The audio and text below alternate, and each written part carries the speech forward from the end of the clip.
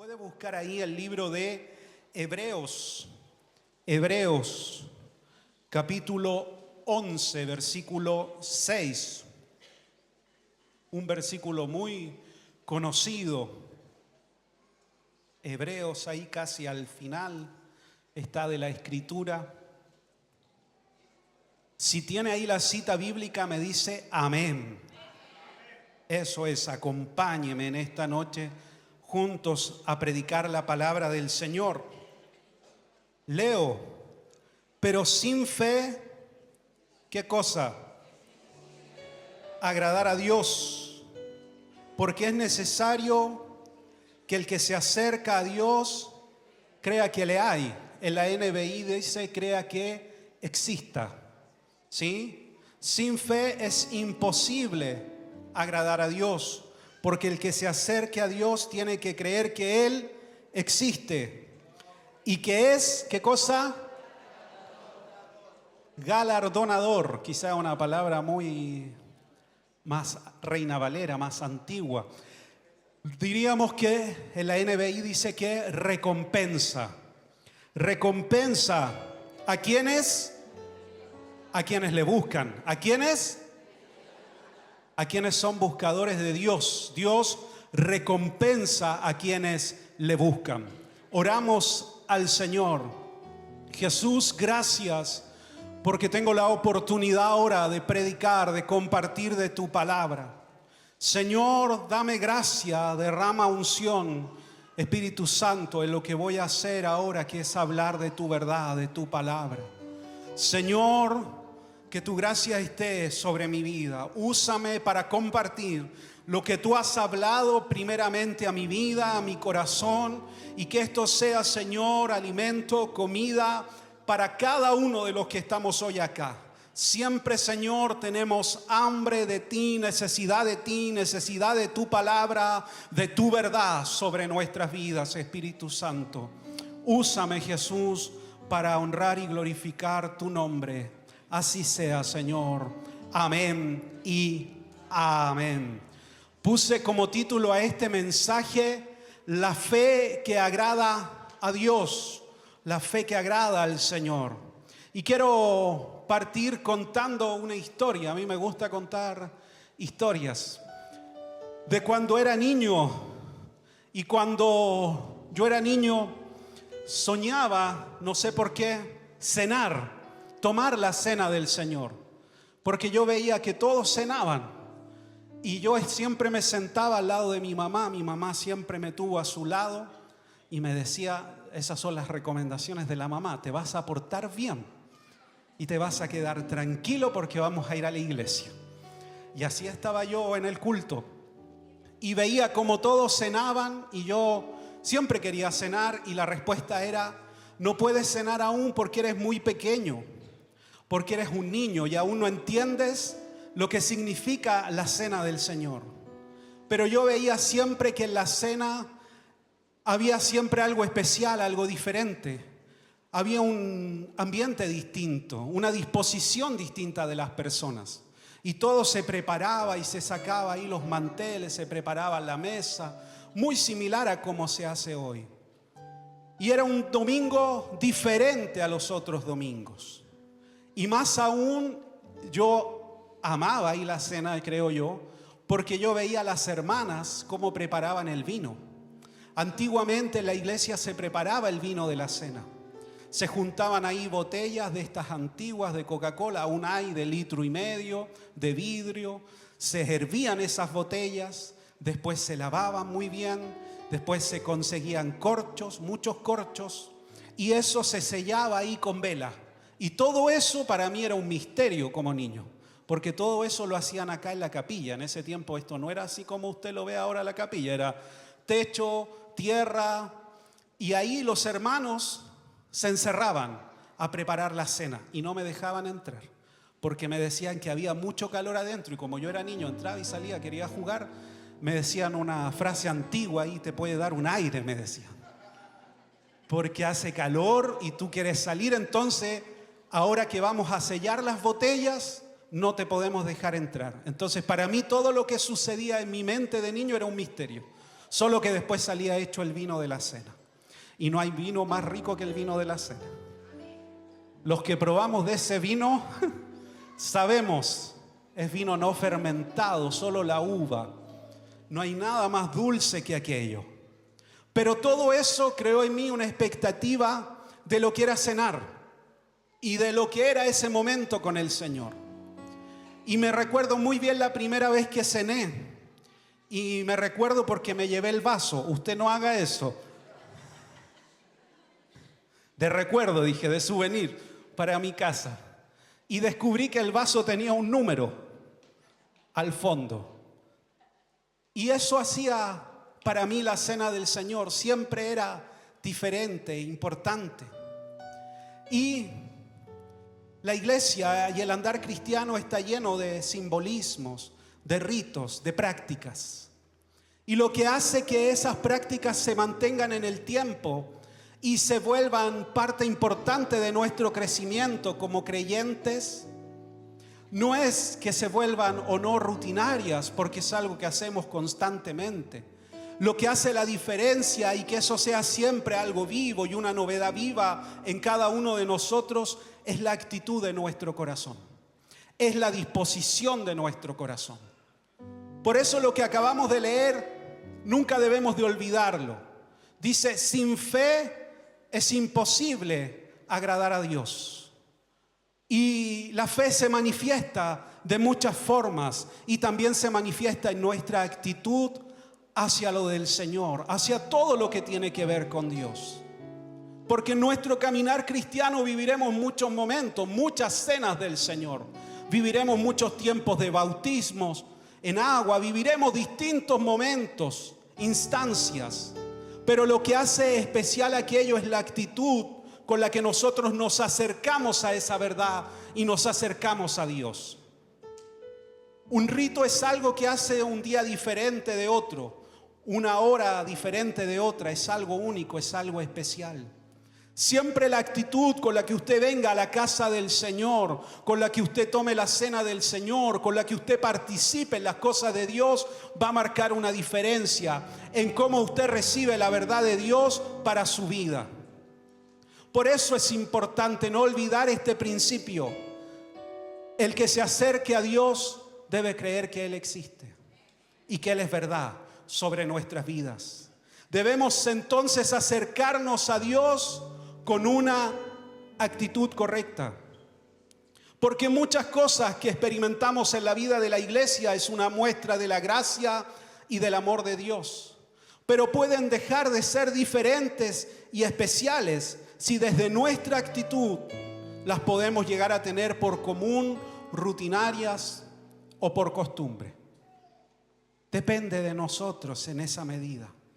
¿Cómo está nuestro corazón? ¿Cómo nos acercamos al Señor?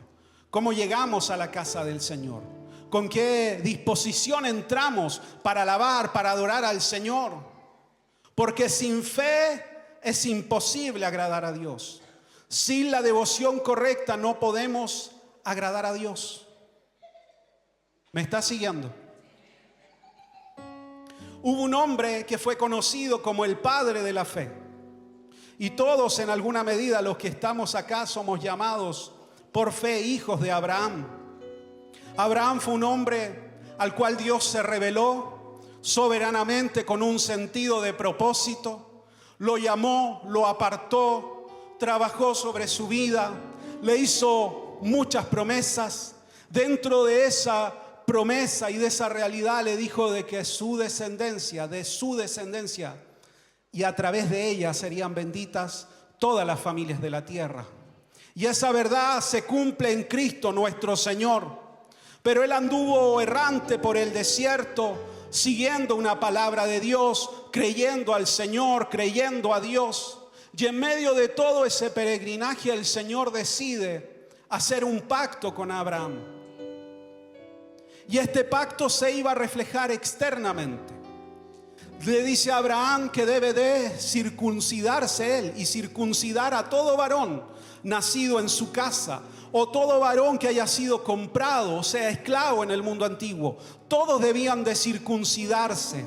Y esa señal física externa iba a ser una señal distintiva de que todos ellos entraban en el pacto de Dios, en lo que Dios había prometido, en la promesa de Dios de que serían bendecidos y de que la gracia de Dios, el amor, el favor de Dios estaría sobre ellos. Esta señal externa era la muestra visible del pacto de Dios con el pueblo de Israel. Y todo aquel que fuera circuncidado entonces estaba bajo el pacto de Dios. Abraham obedece al Señor y circuncida a todos los nacidos en su casa. Y de ahí en adelante esta práctica siguió por siglos, practicándose, haciéndose. Y a los 8 días de nacido, todo varón judío, israelita, era circuncidado para que estuviera debajo del pacto, esta señal externa. Pasaron los siglos y ¿qué comenzó a suceder? Esto que nació en el Espíritu, esto que nació como una promesa de Dios, comenzó a transformarse solamente en un acto mecánico, sin mayor sentido, sin mayor profundidad. Y muchos de los israelitas se sentían salvos, aceptos delante de Dios, solo porque pertenecían al pueblo de Dios, solo porque llevaban externamente esta señal física. Este rito entonces comenzó a perder sentido, a perder profundidad.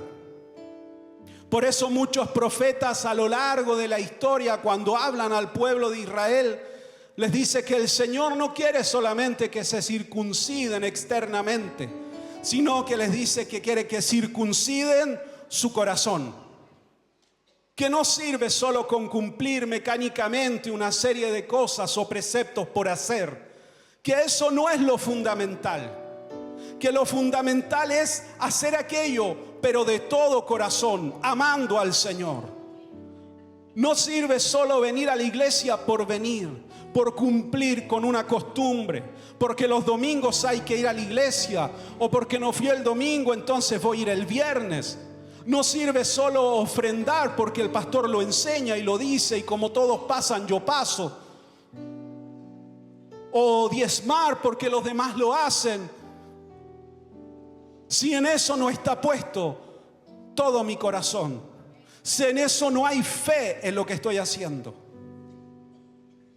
porque si no es solo un hacer sin sentido de propósito. Y eso es lo que comenzó a suceder con el pueblo de Israel. Se sentían justos, merecedores de toda bendición, solo porque eran descendientes de Abraham. Decían, con eso es suficiente. Y le daban gracias a Dios, que yo no soy como los gentiles, como aquellos que no están bajo este pacto. Y se referían a ellos como perros. Yo no soy como esos perros. No, yo soy judío, yo soy descendiente de Abraham. Y en eso sentían una seguridad. No en la vida espiritual que llevaban, no en buscar al Señor, sino en algo externo. Lo que nace del Espíritu no debe morir por las obras de la carne. Ser cristiano no se hereda, como no se heredan las iglesias, como no se heredan los ministerios, como no se heredan los llamados. Lo que nació un día del Espíritu Santo no se puede obtener por fuerza ni voluntad humana, ni sostenerse por obras de la carne. Dios no tiene nietos, Dios tiene hijos. Y Dios trata con cada uno de nosotros, con cada uno de los que estamos acá. El otro día alguien escribió en la radio, ¿por qué siempre los hijos de pastores son pastores?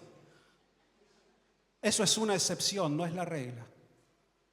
La gran mayoría de hijos de pastores no están en las iglesias. Yo conozco a muchos y muchos no están. Eso es una excepción, no la regla. Yo no puedo responder por cada uno de ellos. Yo respondo por mi vida espiritual delante del Señor. Dios tratará con cada uno de nosotros en lo personal, en lo individual. El Señor tratará con cada uno de nosotros. Lo que nace del Espíritu debe de sostenerse en lo espiritual. Por eso el apóstol Pablo escribe en su carta a los romanos: El verdadero judío lo es interiormente. Y la circuncisión que vale es la del corazón, la que realiza el espíritu, no el mandamiento escrito.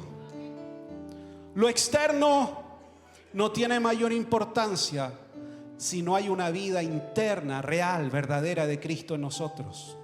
Como yo le dije a los hermanos y lo ha enseñado nuestro pastor en la clase ahí de bautismo, usted puede salir mojado o puede salir renovado, convertido en el Señor. ¿Cómo usted se va a acercar a esa verdad? Eso es entre usted y Dios.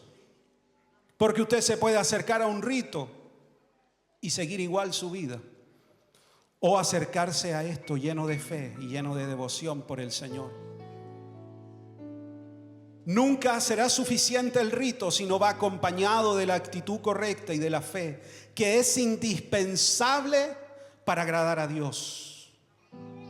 Me debo acercar entonces creyendo que Dios existe, que es real y que cumplirá todo lo que ha prometido. Me acerco a Dios en humildad, con la misma devoción que cuando recién lo conocí. Me sigo sorprendiendo de su amor, de su gracia y que verdaderamente Él es real sobre mi vida. Con la misma devoción y con el mismo amor que la primera vez que el Señor salió a mi encuentro y vino a cambiar y a transformar mi vida. Quizás alguno dirá, tengo la actitud correcta, pero mi problema es que me falta fe en lo que estoy haciendo. Y los discípulos una vez tuvieron un diálogo así con el Señor. Y le dijeron, Señor, aumentanos la fe. ¿Se recuerda de ese episodio? El Señor les predica, les habla de su palabra, de la verdad. Ellos se encuentran que es difícil cumplir lo que el Señor demanda. Y les dice, aumentanos la fe. Necesitamos más fe. Llegaron a esa conclusión cuando la fe no es suficiente. Pero Jesús les responde con una verdad envuelta en una exageración. Les dice que si tuvieran fe como un grano de mostaza, le dirían a ese sicomoro, a ese árbol, desarráigate y échate al mar.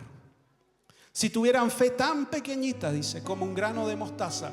No sé si usted alguna vez ha tenido un grano de mostaza en su mano, pero es ínfimo, insignificante.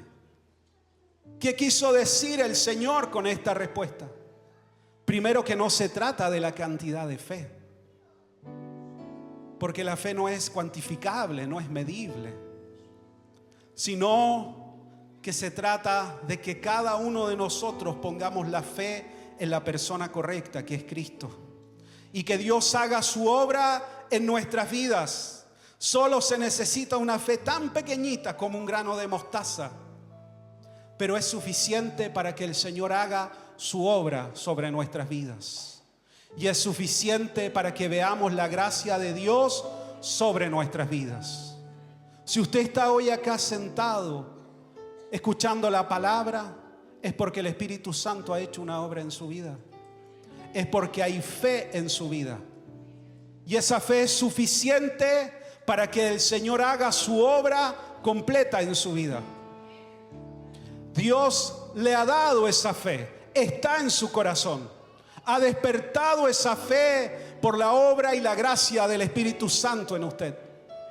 Por lo tanto, usted tiene esa fe suficiente para ver lo imposible, para ver la obra sobrenatural de Dios en su vida. Está esa fe. Y puede entonces orar al Señor y pedirle que esa fe, al igual que esa pequeña semilla de mostaza, vaya creciendo en nuestro corazón, se vaya desarrollando, vaya creciendo cada día, fortaleciéndose. Porque en esa pequeña semilla de mostaza está contenido todo lo suficiente para que llegue a ser un gran árbol. En cada uno de nosotros el Señor ha depositado gracia para que esa gracia vaya creciendo, desarrollándose, fortaleciéndose, hasta que esa fe vaya aumentando y podamos llegar a crecer en el Señor. Entonces me acerco a Dios con la actitud correcta, tengo la fe correcta. El punto es en quién o en qué estoy depositando mi fe. Quizás de pronto no depositamos toda nuestra fe en Cristo. Quizás aún me reservo algo de fe y la pongo en mis propias capacidades, en mis propias fuerzas o en mis propias competencias. O tal vez tengo fe depositada en mi entorno, que en medio de lo que estoy viviendo ellos me ayudarán. Puedo depositar mi fe en muchas cosas, en muchas personas, pero somos llamados a depositar toda nuestra fe y confianza en Cristo el Señor. ¿En quién estamos depositando nuestra fe? ¿Estoy depositando toda mi fe en la persona de Cristo? Volvemos al texto. Sin fe es imposible agradar a Dios. Y el que se acerque a Dios debe creer que Él existe. Amén.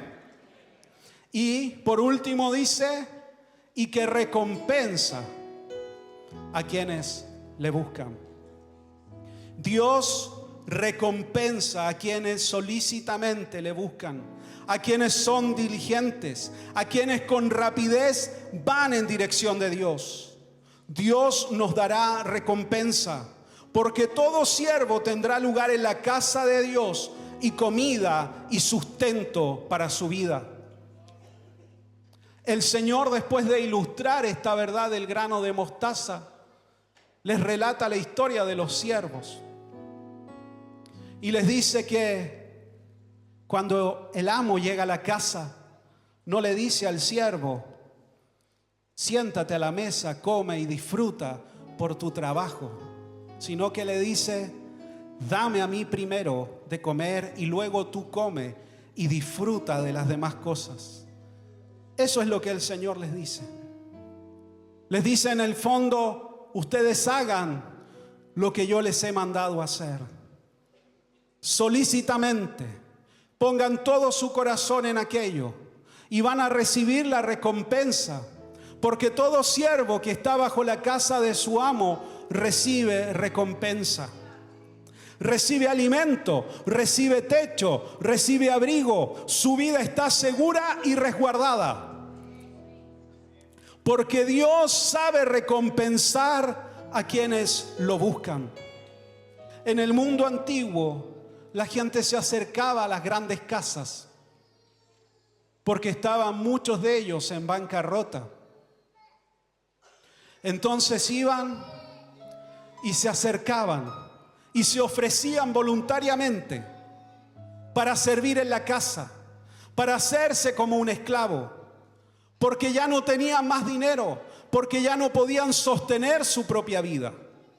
Y de ese modo eran hechos parte de la servidumbre, parte de los que estaban en la casa.